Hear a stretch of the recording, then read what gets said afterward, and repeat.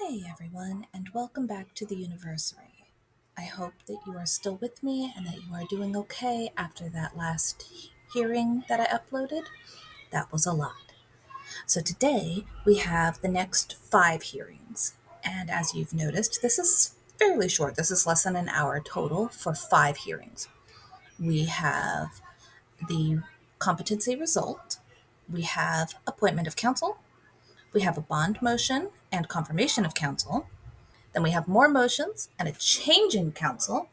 And then we end with the return of Craig Mueller, aka Batman. So I hope you enjoy. Confident in counsel that finding.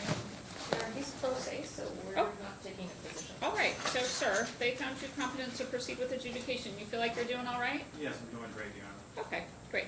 So pursuant to NRS 178.420, I find Mr. Davis competent to proceed with adjudication based on the reports of Dr. Paglini and Dr. Collins. In this case, will be returned to District Court Department 6. October 16, 9:30. Yes, Your Honor. Do I return to my regular status of house arrest and bail?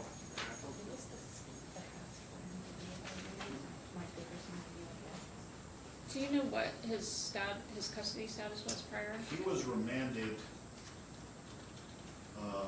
by the court that had him for the competency matter, so I was asked to let them deal with it when he was back there. Yes, he said, the Judge Jacqueline Bluth said that I can return to my regular status after I was remanded for the 3 weeks for competency. Right, so sir, I'm gonna give you the first available date that you have there. Since she remanded you, she's gonna need to make that determination. Typically, we put people right back where they were when they come here. Yes, that's what I was told. So since that was her decision, I'm That- gonna let her do whatever it was that she thought was appropriate. So we'll Yes, give the yes, first yeah. date that she has. Your Honor, she said that once I come to competency court, I return back to my regular status. That's not a correct representation, Your Honor.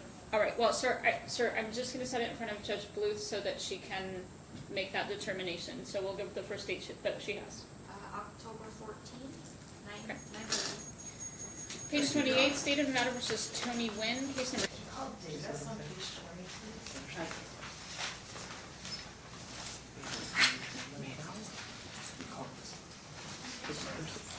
All right, State of Nevada versus Raymond Tyrone Davis. Yes, Your Honor. And Ms. Collins is for the state. And Mr. Davis, this is a return from the competency court that found you competent to proceed. I would note, however, that based upon the issues that occurred at the trial that resulted in a mistrial, and looking back over the laws with regard to self-representation that Judge Bluth had indicated previously that you will no longer be allowed to represent yourself. So in addition to, so for today, the issue is simply, she had notified the public defender's office that she intended to appoint them to the case so that they could see whether or not they would have any conflicts. And Ms. Sislak, are you able to confirm for the public defender's office? Your Honor, I'm not able to confirm at this time because we have not been able to run a conflict check. What I would ask is that Your Honor give us just a couple of days to go ahead and make sure we can confirm. This is going to, obviously, our specialty team, so I won't be the one confirming, but I'll make sure someone is here on behalf of my office to take care of that.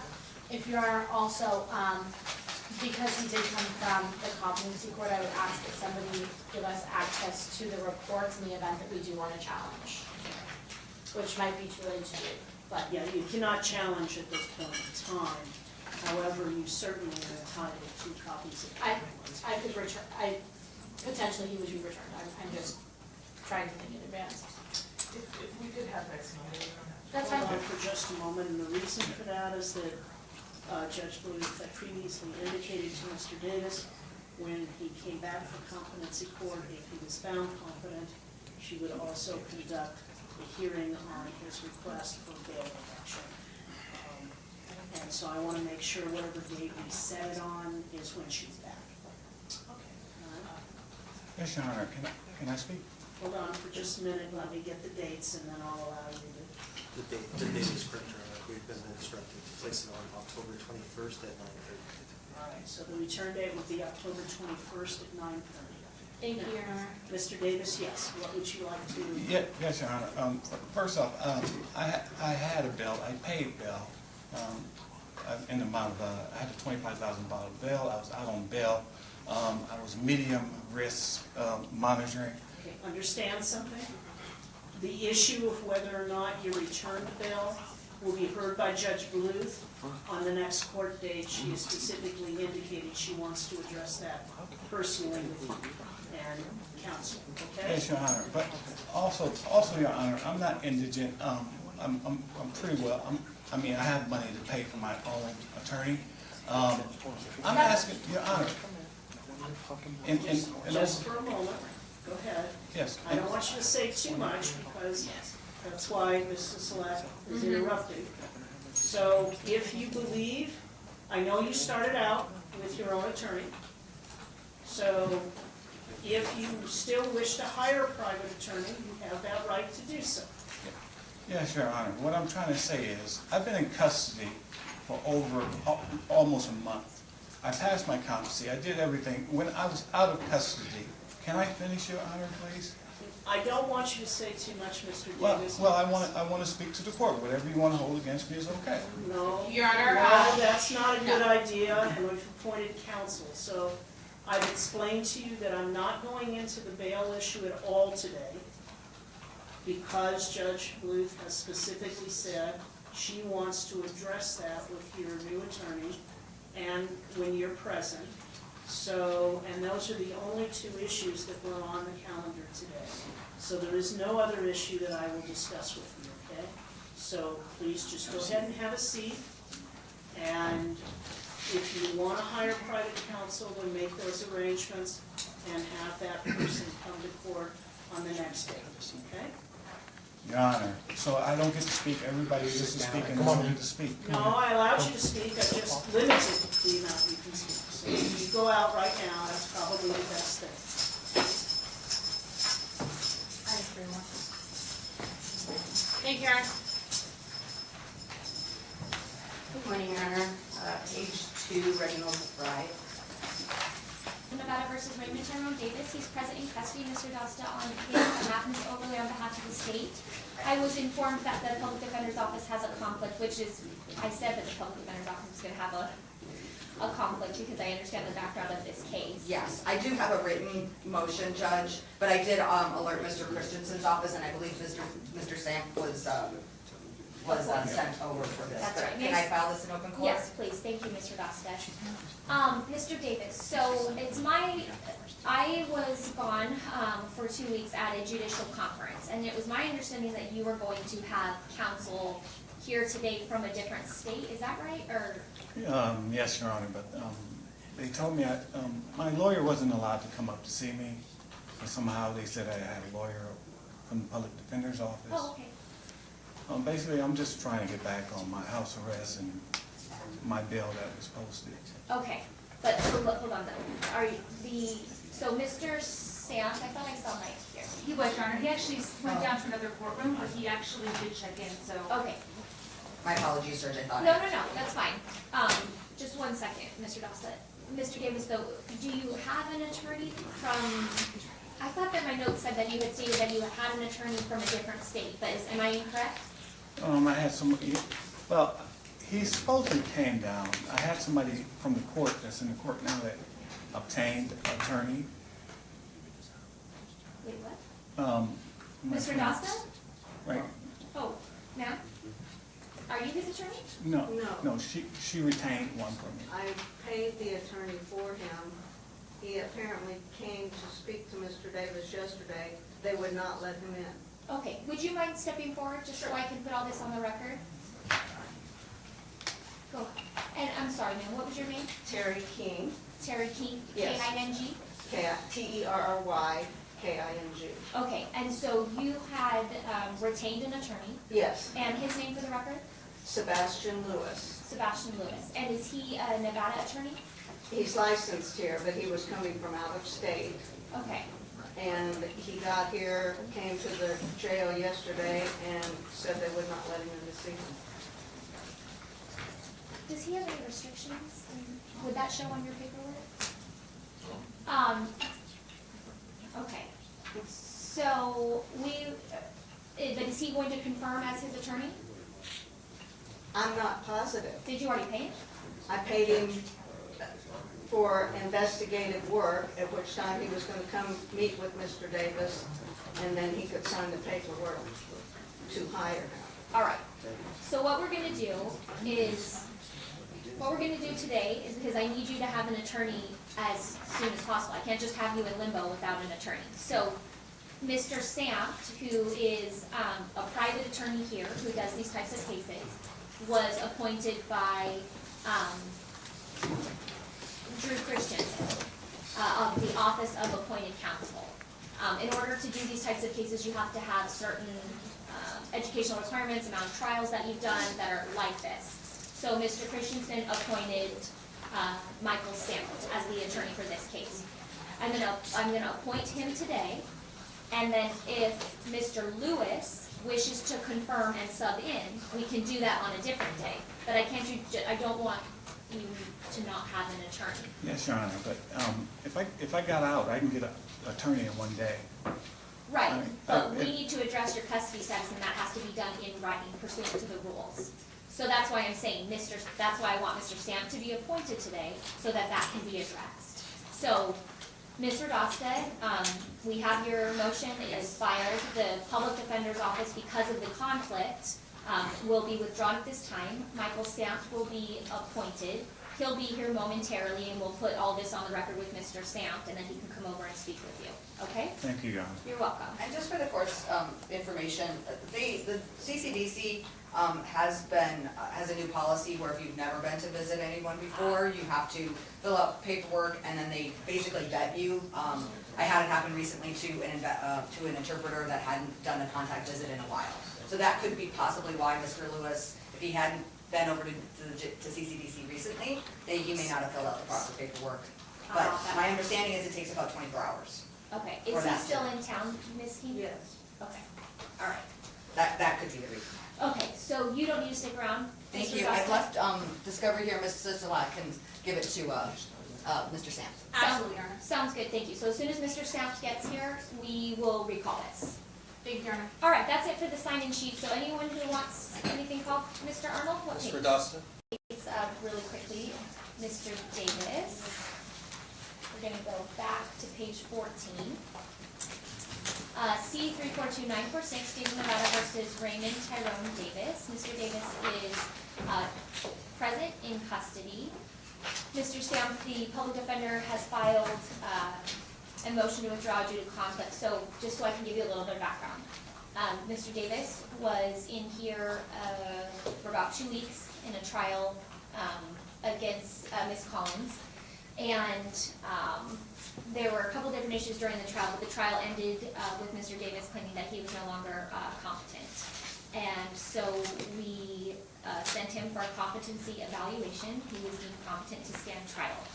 The case was given over, he was representing himself during that time period. The case, knowing the background of the case, I knew that there would be a conflict because of the juveniles involved in this case. But it was sent over to the Public Defender's Office anyways. They do have a conflict, and so we contacted Mr. Christensen's office. Since you have done these types of cases and are qualified to do these cases, he appointed you. Yes, sir. So that's where we are today. Okay. Mr. Davis wishes to address bail. He also states that he has hired, or is in the process of hiring, an attorney from a different state. Tell me what state it is, sorry. Texas, Your Honor. From Texas. Okay. I explained to him that with the status of things right now, I think an appointment of you is appropriate. Obviously, if his attorney wishes to come in and substitute in, that's fine. The one thing Mr. Davis wants addressed right away is his custody status. He was on, was it house arrest or electronic monitoring? Electronic monitoring, Your Honor. Electronic monitoring during trial. There were some things that went on during trial that were particularly concerning at multiple different stages. In regards to his mental state, in regards to some ideas that he stated he was having in regards to doing dangerous things. His behavior in court towards the prosecutor, swearing, saying the F word multiple times over and over and over again, and some behavior towards the victim. So he, at this time, is remanded with no bail. I know that he would like that to be addressed. I'm just requiring that be addressed in writing.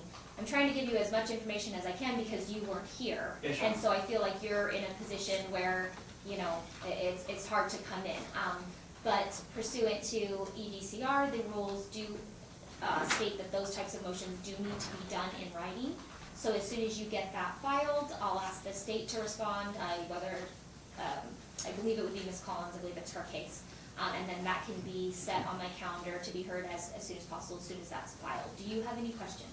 Yeah, I haven't even spoken to him yet.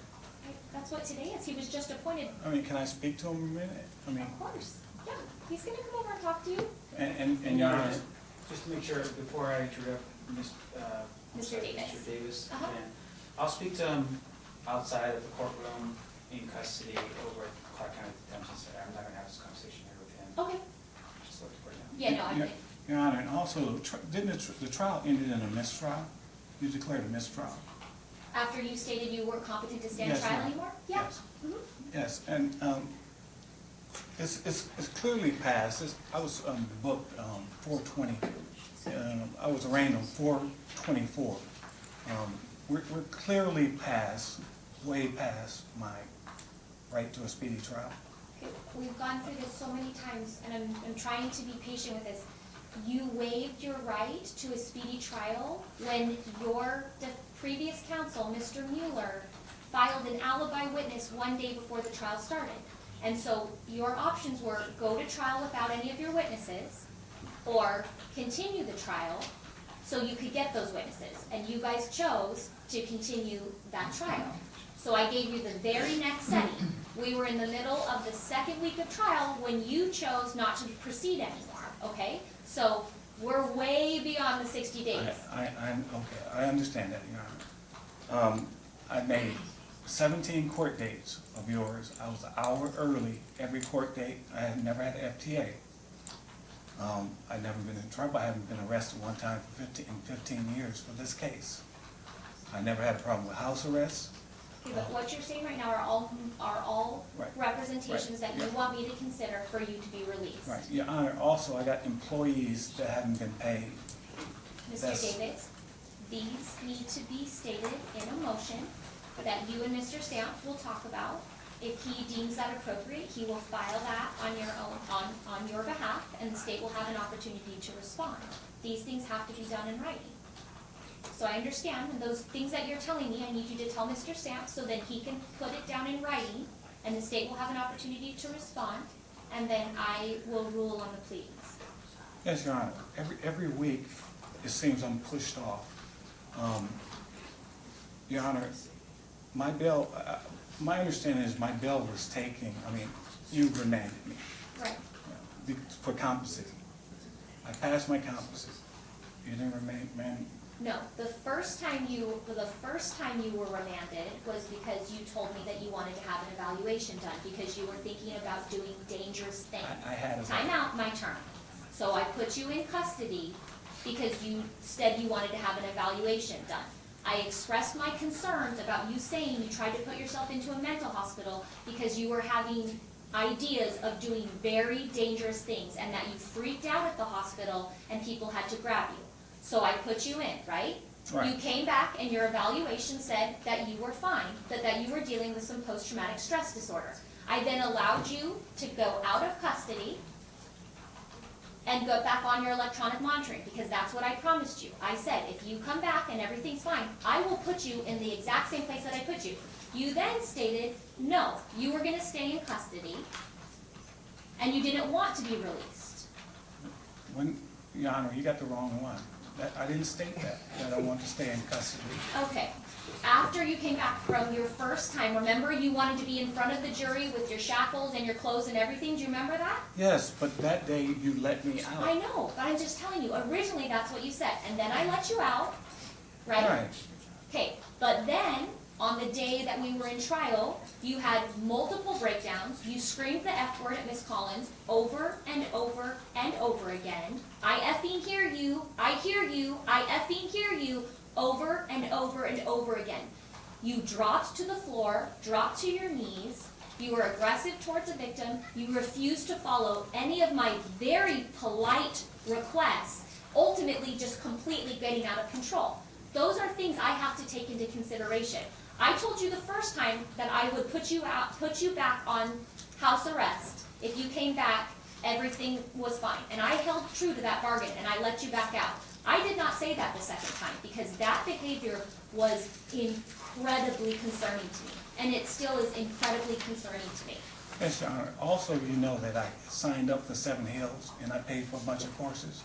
Yeah. So obviously, they said I signed up for 3 times a week. They said, we called me, I talked to them, they said, we'd like to see you 5 times a week, we can help you. I understand. You know, so I would like to honor that and go to these classes and come into court, not shackled, but walk in. I understand that, but do you remember telling me that you didn't know if you'd be able to make it to court because you need to go to those classes, and that you didn't know if you'd be able to make it to court because you were going to have surgery on your foot in the middle of a 2-week trial? Your Honor, Do you remember those things? Yes, Your Honor. Okay. They made the classes after 6. Okay, I'm just So saying, I would these are think- concerns that I have when you tell me you're not going to come to court because you need to go to counseling, you need to go have some random foot surgery. Your Honor, I would never miss court unless I was dead. I would never miss court. Okay, all right, so I would these never are, miss court. these are just some things that the court has concerns with. You can speak with Mr. Sampt about all of the representations that you have made, and he'll put that in writing and we'll address it pursuant to the rules, okay?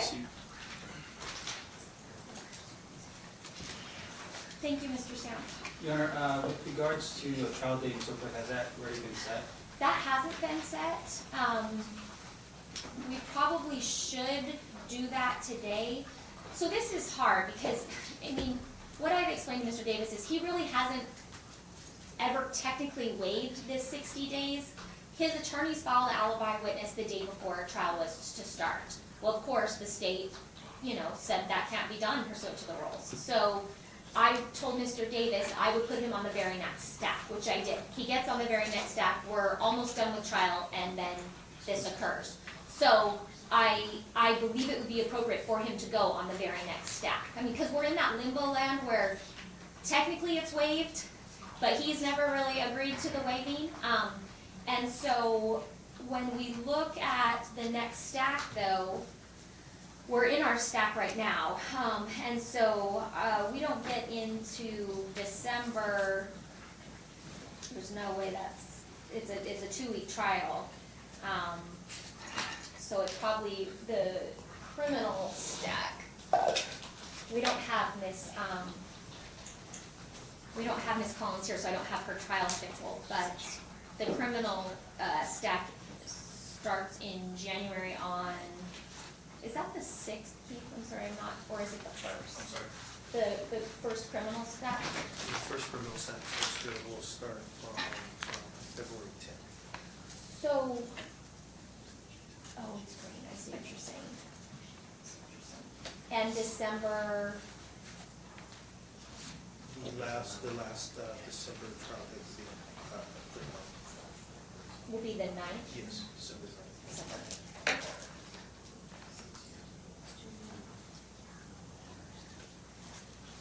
We could tentatively set it on December 2nd, but we obviously have to have, we would have to have, Ms. Collins here. Ms. Collins here. Ms. Rolls, are you here for Ms. Collins? Yes. Oh, She's asked for anything Welcome. after the new year, Your Honor. Okay. She can't accommodate a December trial. The state would also echo concerns with trying to select a jury on a case like this so close to Christmas at that time. Mr. Sample, what does your schedule look like? I'm clear December 9th, Your Honor. I could try that case. I'll be prepared, so whatever the court's pleasure is with regard to that. But I won't continue this case. I think it just needs to go, one or the other, so. So, does she currently have trial set on the 2nd? The text I got was that she's unavailable between December and the new year, and she'd asked for a January setting. If this court can't accommodate that, the state will obviously make that work. Okay. And tell me the first date, sorry, I apologize, can you tell me again? The first available criminal date in 2020 should be February 10th. All right, so we're gonna set this on February 10th. And that's gonna be a firm date. Calendar call, February 3rd, 2020, 9:30. Jury trial, February 10th, 10 a.m., firm setting. And then, Mr. Rolls, were you here during this entire thing? Briefly, Okay, so you weren't here in from the beginning? no. Okay, all right. So what I just stated is Mr. Davis would like Mr. Stamp to file a motion for OR, or motion for bail, and I explained that that has to be done in writing. I explained my concerns in regards to the history of this case and what's been occurring, and that I imagine that the state would either be opposing, or that the state would be opposing it. So Mr. Stamp's gonna file that when he deems it appropriate, and then the state can address it. Thank you, Your Honor. All right? Mr. Ross, can we get your burn number? 13577. Thank you. And just for the record, Your Honor, I'll be meeting with Mr. Davis today, to Okay. be going over his concerns. That sounds great. Thank you, Mr. Stamp. Thank you, Your Honor. All right, Mr. Wright. Thank you. You're welcome. Page 27. 4294-6, State of Nevada versus Raymond Tyrone Davis. He's present in custody with Mr. Stamp. Ms. Collins, on behalf of the state, this is on for further proceedings. Yes, Your Honor. Stacey Collins again on behalf of the state, 5391. I obviously were listening to Mr. Davis's jail calls, and I became concerned that he had removed Mr. Sanft, at least in his mind. And I know we have a very quick trial date, so I just wanted to update the court on that. Also monitoring those jail calls, he has hired someone else, but I don't see a substitution of attorney, and I have not heard from Mr. Mueller. So I just bring this to the court's attention. I probably did it a little early. I probably just should have let Mr. Davis wait and get Mr. Mueller. Okay. But I probably did that a little early, so I Okay. apologize for that. And So- now, just for the record as well, I received a phone call from one of Mr. Davis's employees Monday night indicating that my services were no longer required by Mr. Davis. And my issue, of course, is that I don't believe that this rises to the level of me having to be taken off of this case. But I guess the issue at this particular point is that, and he's very articulate, this man obviously is smart enough to understand his decisions and why he's doing what he's doing. At this point, I'm kind of at an impasse because I don't want to be in a position where I've been asked by him to not represent anymore, and then at some point in the future have this come back on some issue on record, so. Sure. Mr. Davis, have you hired someone? Yes, Your Honor. What happened is, I never hired him. I know you didn't. The state hired him. No one hired him. He's Yeah. from the Office of Appointed Right. Counsel. He was appointed. I was never eligible for him. I never wanted him to do any court procedures on my behalf. Terry King was in court. She said she had a lawyer, and he had some issues, and he didn't make it that day, so they gave me him. No way would I use a state-appointed attorney. No way would I ever use a public defender. I got financial means to pay for my own. Just real quick, you realize that the public defender sex team are some of the best attorneys in this state. That's all of the case, that's the only type of case that they do. Yes, Your Honor, but I also understand that my complaint is the state of Nevada versus Raymond Davis, and that means he's paid by the state. So I always want my own lawyer. I mean, I can pay for my own lawyer. So, Okay, great. right. So what I did is, yesterday I hired Greg Mueller. The one you fired? Yeah, Craig Mueller. Oh, Because of the simple, he's very familiar with the case, and basically, some things were said in the courtroom that was not true. Like, he never gave a waiver of time, 100% never waived time, and this, basically you said you didn't know, you were on the fence about it, you didn't know, and obviously, I never waived time. So, hiring him back, which he's been hired and paid the same day, he got his check this morning, and basically, I want Craig Mueller to represent me through the rest of this case. Okay, great. So we'll set it over for Monday for confirmation of counsel for Mr. Mueller to be here. Mr. Stamp, if you wouldn't mind appearing on Monday just to make sure that Mr. Mueller has been hired. And then we can pass the baton. Yes, Your Honor. Also, Craig Mueller is here today. You can call him in and he will come right here. It's 11:30. If he knew you were on today, he should have been here at 9:30. No, he didn't know I was on today. Okay, wait, I'm not gonna call Craig Mueller. He'll be here on Monday. Okay. October 28th, 9:30, confirmation of counsel. Ms. Collins, I believe there was another member of your team here, on Monday when I was explaining to Mr. Stamp, the history of this case and what Mr. Davis was making some arguments or some requests to be released. And what I explained to Mr. Davis is that needed to be done in writing, and I explained to him my concerns because of the behavior and the statements at trial towards the last victim and towards you, and some of the behaviors that I saw just escalating. I had some concerns. So I told Mr. Stamp to put those in writing. If he deemed it appropriate, I'll tell that to Mr. Mueller as well. But I want to make sure you knew where we were at, because I wasn't sure whoever was here on Monday relayed of what we were going on. He did advise me of that, and I guess from my perspective, to adequately respond to a motion, I'm gonna need some transcripts and some videos. So I have an order for those transcripts. Okay? I don't wanna go from my memory, may I approach? Yes, please. Thank you.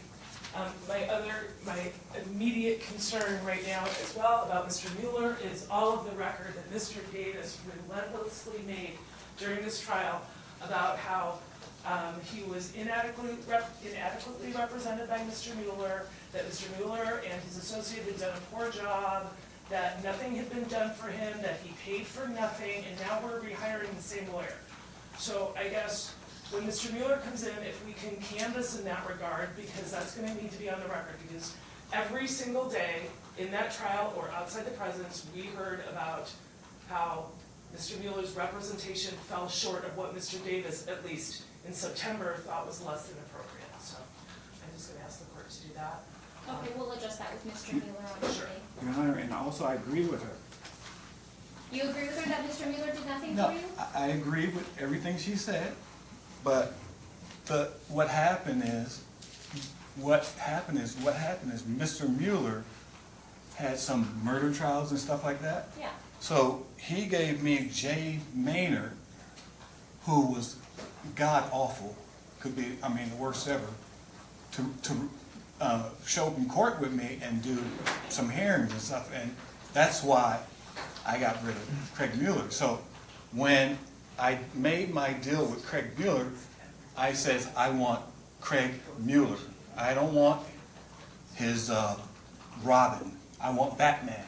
So I don't want him. I said, I want Craig Mueller. So Craig Mueller agreed that he would represent me, not send one of his cronies to court with me. That was my issue, and that's why I removed Craig Mueller's team, Craig Mueller and Associates. I want the top lawyer. I don't want the second tier, Got it. the B team, junior varsity. He wants the A team. He wants Batman. Okay? So Batman's gonna be here on Monday, and we are gonna move this through. The hearing he's referring to, both Mr. Mueller and Mr. Maynard were here, so just for the record. Yes. All right. Great. All right, everybody stand up. All right, Mr. Davis, page 28. Thank you, Return of Mueller, Mr. Davis. I've been retained. I'd like to leave the court. I'd like to substitute in as attorney of record. Sure, C 342946-1, State of Nevada versus Raymond, Tyrone Davis. He's present in custody. Mr. Mueller on his behalf, Ms. Collins on behalf of the state. I know that this is Ms. Collins' case. We're just doing confirmation of counsel, so is that okay? Yep. All right, so Mr. Mueller, I just want to make sure you are kind of up to date on where we've been, because I know you were on the case, then off the case, and now you're back on the case. Yes, sir. What we spoke about, a couple things. Number one,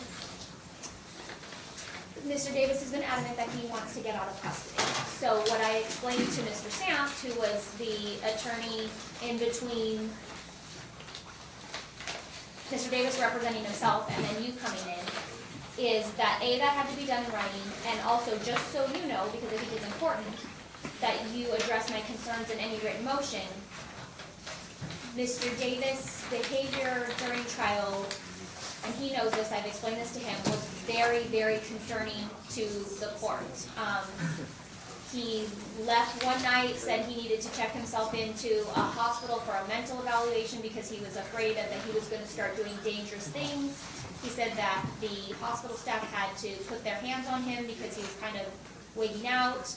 He came back the next day. He didn't want, he didn't know whether or not he'd be able to come to court because he wanted to go to counseling sessions. I explained to him that court would still go on. He needed to go those afterwards. He said that was fine.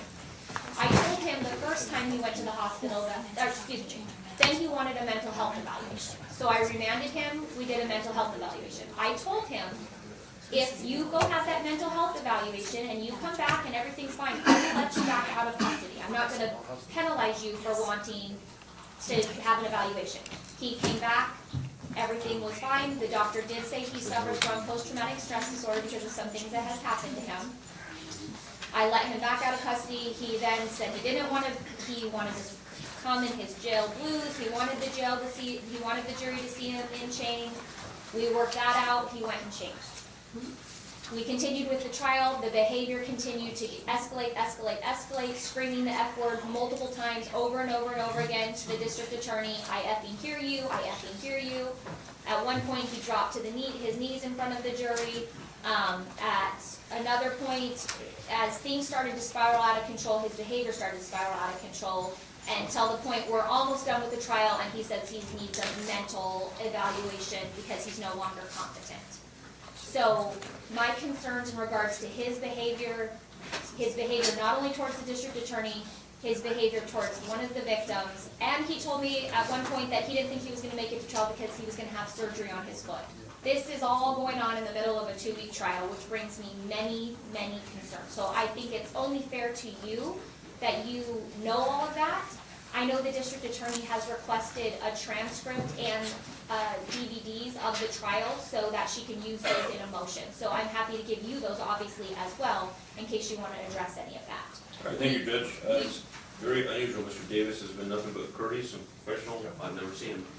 I also wanted, that's understood, and I also want to discuss on the record that Mr. Davis during the trial at multiple occasions brought up how unhappy he was with you and Mr. Maynard in your previous representation, calling you ineffective and that you did absolutely nothing for him and put him in a position where he had to represent himself.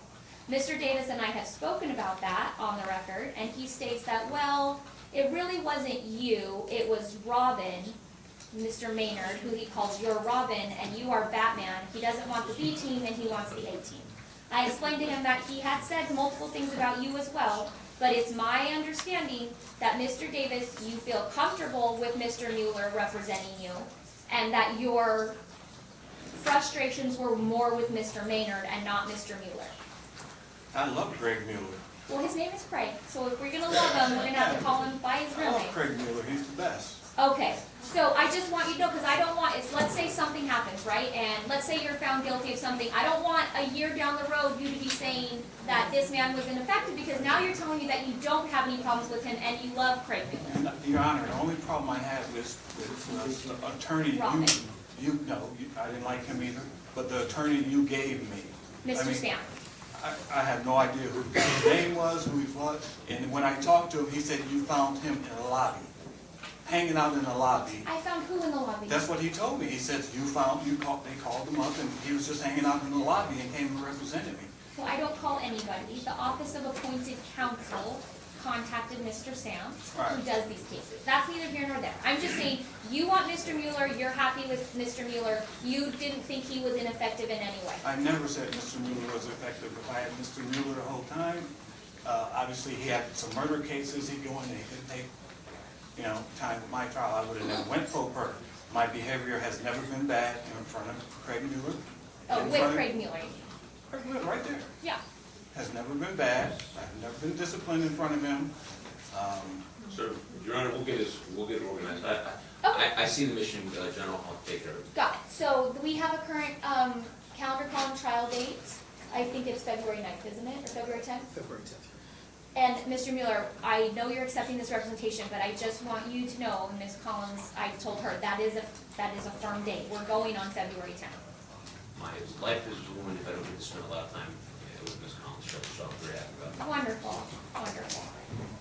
All In the right. meantime, I will address, I've got Mr. Davis's address. Also, Mr. Mueller never waived. Right? Okay. All right. Sounds good. So we'll see you guys whenever that motion gets filed. Thank you. Thank you. Mr. Duffy, I think I saw you. Sorry, Mr. Mr. Mans, prosecutor's here, I'll follow him. Okay.